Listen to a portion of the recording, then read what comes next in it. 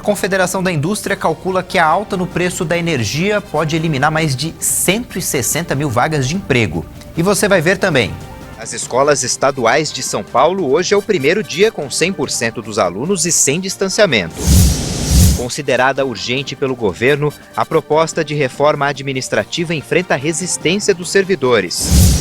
Democrata negro, ex-policial, é eleito prefeito de Nova York.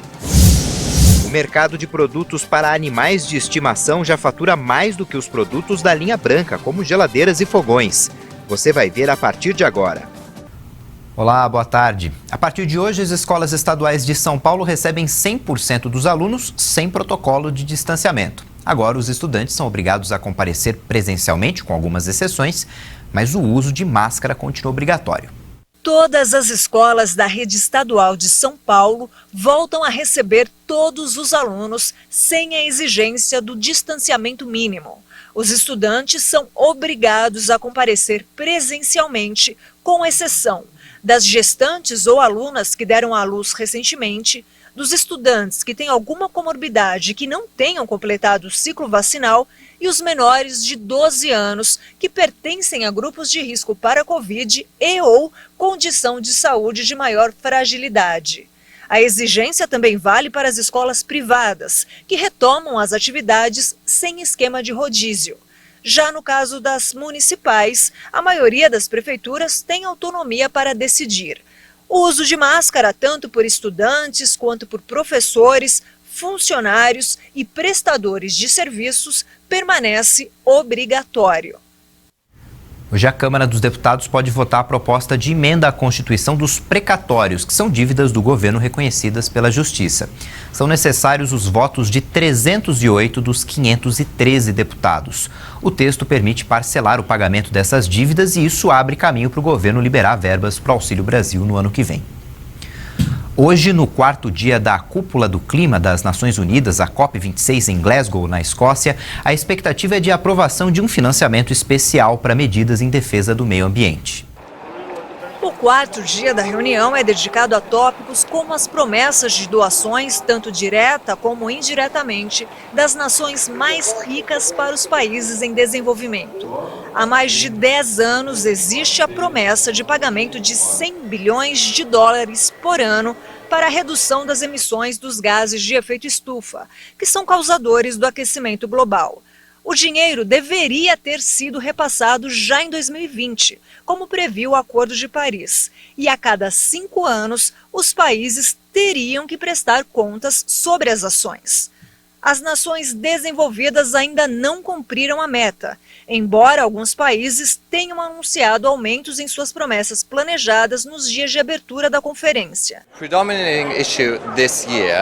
Ray Fish, um especialista em política climática de uma ONG, disse que os países desenvolvidos colocaram em prática um plano para cumprir a meta até 2023. Mas que o atraso no cumprimento era um grande problema em termos de confiança entre o mundo desenvolvido e aqueles em desenvolvimento. Além disso, Ray Fish disse que a mobilização de investimentos do setor privado global também é um tema importante, já que as contribuições dos países desenvolvidos só poderiam atender parcialmente às necessidades. Além disso, os representantes de países em desenvolvimento na conferência disseram que seus colegas mais ricos precisam se esforçar. Ainda na COP26 na Escócia, mais de 100 países, inclusive o Brasil, concordaram com a meta de reduzir em 30% as emissões de gás metano na atmosfera até 2030. A iniciativa foi lançada pelo governo dos Estados Unidos, mas não participaram desse acordo China, Rússia e Índia, 3 dos principais emissores do gás, responsável por parte do aquecimento global. O metano é lançado no ar principalmente pelos rebanhos bovinos e também pela fumaça dos veículos e pelos lixões. O aumento do custo da energia elétrica pode eliminar mais de 160 mil postos de trabalho este ano. A projeção foi feita pela Confederação Nacional da Indústria. Um levantamento da CNI chegou à conclusão de que os aumentos na tarifa de energia elétrica em 2021 podem gerar impactos drásticos em vários setores da economia. O custo extra da eletricidade faz reduzir o consumo das famílias e diminui as exportações. os impactos alcançam um setor ainda mais sensível. A Confederação calcula que, por causa do maior valor cobrado, 166 mil postos de trabalho vão deixar de ser criados em todos os segmentos. A avaliação é de que essa alta torna os produtos mais caros e o consumo das famílias deve ser menor. Isso porque, com um custo menor, os consumidores tendem a recorrer aos produtos importados mais baratos, o que leva a uma menor produção interna, ou seja, a necessidade de menos mão de obra no setor, o que interfere novamente na redução da renda das famílias. As exportações também devem ter perdas de quase 3 bilhões de reais no ano. Na avaliação da CNI, o aumento no preço da energia elétrica pode resultar em queda de mais de 8 bilhões de reais no Produto Interno Bruto deste ano. E para 2022, a previsão é de perda de cerca de 14 bilhões de reais. Agora a gente fala da previsão do tempo. Em São Paulo, a máxima prevista para essa quarta-feira é de 25 graus, céu nublado, possibilidade de garoa em alguns momentos do dia. Na cidade do Rio de Janeiro, o tempo continua encoberto, a máxima é de 23 graus. Em Aracaju, a máxima pode chegar a 25, sem previsão de chuva. Em Rio Branco, no Acre, os termômetros podem registrar até 29 graus. E em Curitiba, a máxima prevista para hoje é de 26 graus. A gente fala agora da reforma administrativa. A PEC 32 está em discussão no Congresso e o ministro da Economia, Paulo Guedes, acredita na aprovação da proposta ainda esse ano. A matéria abre caminho para o governo garantir o pagamento do Auxílio Brasil sem comprometer o teto de gastos. Segundo o Observatório Nacional da PEC 32, desenvolvido pela Frente Parlamentar Mista do Serviço Público, para monitorar a posição de deputados e senadores com relação ao texto da reforma administrativa, 215 deputados são contra a proposta, enquanto 245 se dizem favoráveis. Entre os senadores, a grande maioria ainda não se decidiu. Embora haja maioria de intenção de votos nas duas casas, a diferença é mínima. E para aprovar proposta de emenda à Constituição, é necessário o apoio de pelo menos 3/5 do plenário da Câmara, ou seja, 308 deputados, isso em votação de 2 turnos. Sem o apoio necessário, a reforma administrativa, que já foi aprovada pela Comissão Especial, não tem previsão de ir ao plenário da Câmara. O professor de Ciências Políticas do IBMEC, Rodolfo Tamanarra, avalia que com tantas resistências em pleno ano de campanha eleitoral, a votação da proposta deve ficar para depois.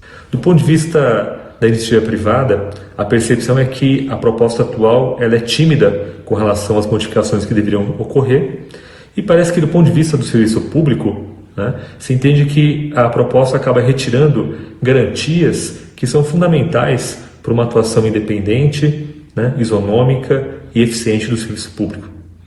Então, apesar do tema ser da máxima importância, reitero, me parece que o governo brasileiro vai ter muita dificuldade de aprovar o texto nessa legislatura, em 2021. O especialista em direito eleitoral, Alberto Rolo, destaca que a pressão dos servidores públicos pode assustar os parlamentares, pois eles compõem boa parte da base eleitoral. Existem lobbies muito fortes e muito importantes que querem postergar o máximo a análise dessas mudanças, dessas alterações, enfim, dessa PEC. Principalmente para o ano que vem, que vai ser um ano eleitoral. E sempre os lobbies, sempre os funcionários públicos, e as pessoas que seriam atingidas por essas mudanças têm um peso muito importante e os nossos políticos têm medo disso. Entidades, sindicatos e conselhos de servidores públicos se manifestam contra a proposta. O texto foi elaborado pelo governo federal e entregue aos deputados em setembro do ano passado. Após discussões na comissão especial, inclusive com a presença do ministro Paulo Guedes, a proposta foi aprovada pelos parlamentares na comissão, porém com uma série de alterações. O relator, o deputado Arthur Oliveira Maia, do DEM, mudou vários pontos do texto apresentado pela equipe econômica do governo federal. Entre eles, a redução da remuneração e da jornada, que antes seria vedada e agora pode ser feita em períodos de crise fiscal limitada a 25% da carga. Na proposta inicial do governo, havia previsão de uma segunda fase de concurso público, com vínculo de experiência para a classificação final. Após a mudança do relator, o vínculo de experiência foi excluído, mas o servidor passará por avaliação de desempenho e poderá ser exonerado em caso de 2 avaliações insatisfatórias. A reforma administrativa acaba com vários benefícios dos servidores da administração pública, entre eles férias acima de 30 dias, adicional e promoção por tempo de serviço, licença-prêmio e aposentadoria compulsória como punição. Para o governo federal, a aprovação da PEC é necessária e urgente. O Ministério da Economia diz que vários estados enfrentam dificuldades para fazer investimentos e pagar em dia os servidores e afirma que a União enfrenta grandes desafios, vendo minguar, ano a ano, a capacidade de investimento. Segundo a pasta, em 2019, a despesa com servidores ativos e empregados de estatais foi de 109 bilhões de reais, enquanto em 2008 foi de 45 bilhões. O professor de Direito Constitucional e procurador do Estado de Rondônia diz que o texto é prejudicial a todo o funcionalismo público e representa um retrocesso. A proposta de emenda à Constituição número 32 propõe uma visão subsidiária do Estado, onde o chefe do Poder Executivo decidirá quem irá ser parceiro do Estado, podendo inclusive, por decreto, extinguir, vejam só que absurdo, extinguir sem discussão e sem autorização do Parlamento, cargos ocupados e não mais apenas os cargos vagos, além dos ministérios. Abre, com isso, um precedente para que haja retrocesso no setor público, como acontece nos cargos em comissão, tendo em vista que estes já estão sendo lançados por nepotismo ou por algum tipo de apadrinhamento político. O prejuízo é imenso. O especialista em direito eleitoral discorda. Diz que o bom servidor público não precisa ter medo da reforma administrativa e que os parlamentares devem superar o lobby e focar no bem do país. O mau funcionalismo, aquele que trabalha de forma incorreta, indevida, tem sido premiado praticamente desde a Constituição de 88. E o brasileiro, o cidadão brasileiro, não aguenta mais. O cidadão brasileiro quer serviços, quer uma qualidade de serviços e principalmente quer que aquele servidor, aquele funcionário que não trabalha direito, possa ser cortado, possa ser eliminado do serviço público sem um monte de garantias que existem hoje. Depois do intervalo, a gente mostra que o mercado de produtos para animais de estimação continua em alta e já superou os produtos da linha branca. Até já!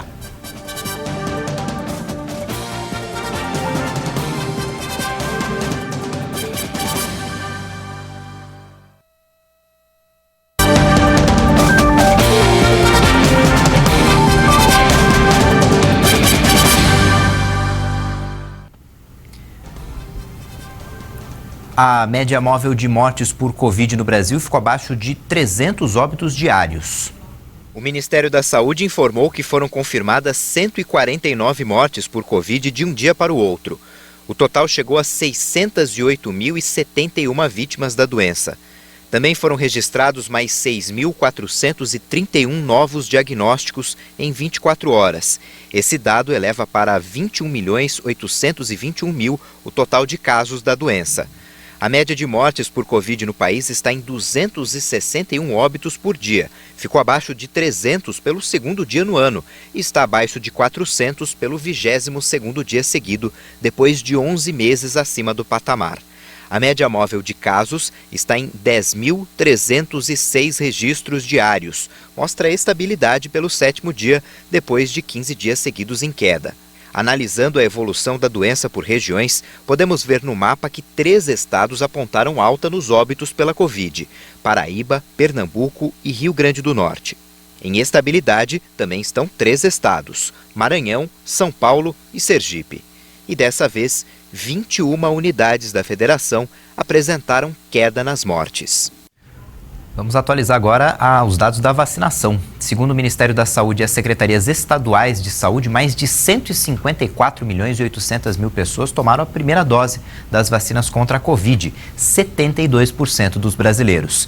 Mais de 116 milhões tomaram a segunda dose ou dose única, ou 54% da população. E a dose de reforço já foi aplicada em quase 9 milhões de pessoas, ou 4,2% da população. O democrata Eric Adams, ex-capitão da polícia de Nova York, é o novo prefeito da cidade e o segundo negro a governar a maior cidade dos Estados Unidos. Adams fez da luta contra o racismo uma máxima de sua vida. Ele é o segundo negro a governar a maior cidade dos Estados Unidos. My mother cleaned houses. I washed dishes. Minha mãe limpava casas, eu lavava pratos. Fui espancado pela polícia e me sentei na cela da delegacia, certo de que meu futuro já estava decidido. Agora serei o responsável por aquela delegacia e todas as outras da cidade de Nova York, porque eu vou ser o prefeito da cidade de Nova York. Com 78% dos votos apurados, Adams, de 61 anos, liderava com 66,5%, contra 28,8% do republicano Curtis Sliwa. Adams prometeu que vai trabalhar para reduzir as desigualdades no templo do capitalismo e ajustar uma economia afetada pela pandemia da Covid-19, que provocou 34 mil mortes na cidade. Ele foi especialmente aplaudido quando disse que vai lutar contra a insegurança e a criminalidade, a preocupação central de uma parte do eleitorado que confia em Adams por sua longa experiência de 22 anos na polícia. Adams, que é vegano, é o segundo afrodescendente a chegar à prefeitura de Nova York, depois de David Dickens, que assumiu o cargo entre 1990 e 93. A venda de produtos para animais de estimação rendeu mais de 40 bilhões de reais no ano passado, que é mais do que a linha branca dos fogões, geladeiras e máquinas de lavar.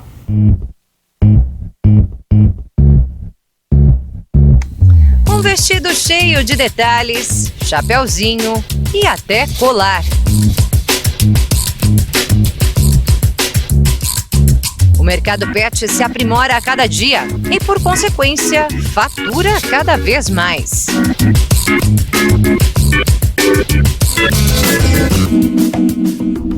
Aqui nessa confecção de luxo para pets, há produtos que variam de 50 a 500 reais, às vezes até mais, como é o caso dessa bolsa aqui, que no varejo chega a custar 600 reais. E olha, clientela para isso é o que não falta. Segundo dados do IBGE, há cerca de 48 milhões de domicílios com pets, cães ou gatos, que são os animaizinhos que mais movimentam esse mercado.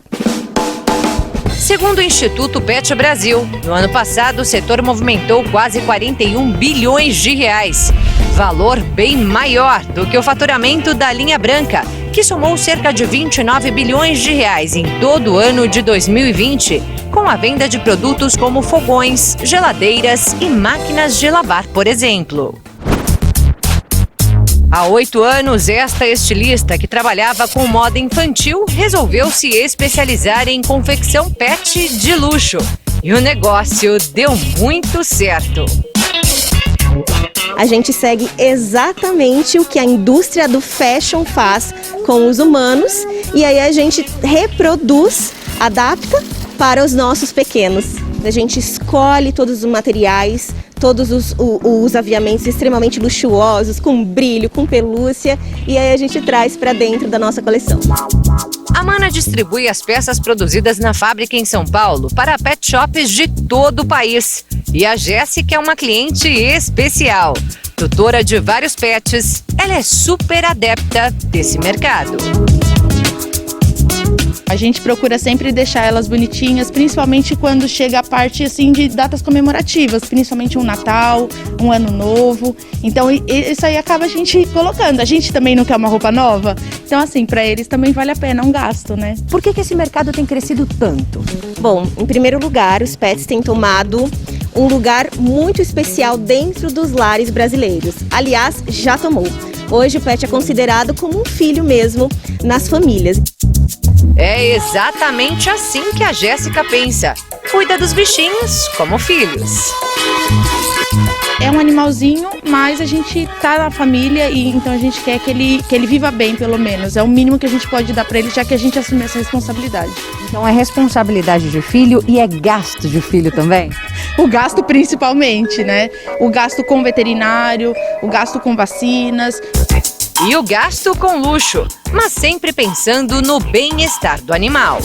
O pet, ele deita, ele rola, ele pula, ele brinca e ele precisa, ao usar uma roupa, ele precisa ter a liberdade para poder expressar todos esses movimentos naturais. Segundo esta médica veterinária, especialista em comportamento animal, o conforto é o primordial. Qualquer conduta que você tenha que traga um desconforto para esse animal, eu acho que já não é algo que vale a pena você seguir. Por isso, a equipe da Mana realiza estudos para adaptar as peças. Diferentes aberturas, tamanhos de cava, tamanhos de barriga, tamanhos de pescoço, adaptações como esta, por exemplo, que eu vou mostrar para vocês.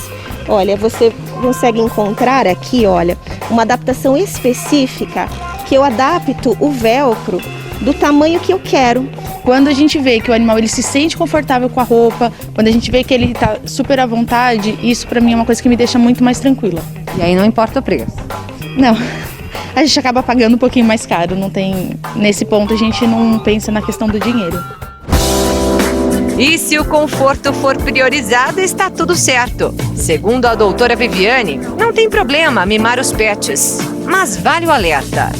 Do meu ponto de vista, quando você coloca o cachorro para dormir na sua cama, quando você está com ele o tempo todo fazendo companhia, fazendo carinho, brincando, saindo, passeando, mas permitindo que ele manifeste o comportamento natural dele, não tem problema nenhum em você ter uma relação onde você considere ele um filho, mas não se esqueça de que ele é um cachorro, de que ele é um gato e como tal, ele vai fazer coisas de cachorro e vai fazer coisas de gato.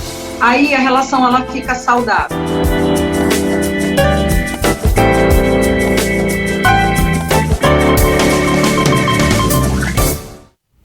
Essa edição fica por aqui, você pode rever nossas reportagens no YouTube. Já já tem outras informações com a Juliana Dariva. Tchau, boa tarde.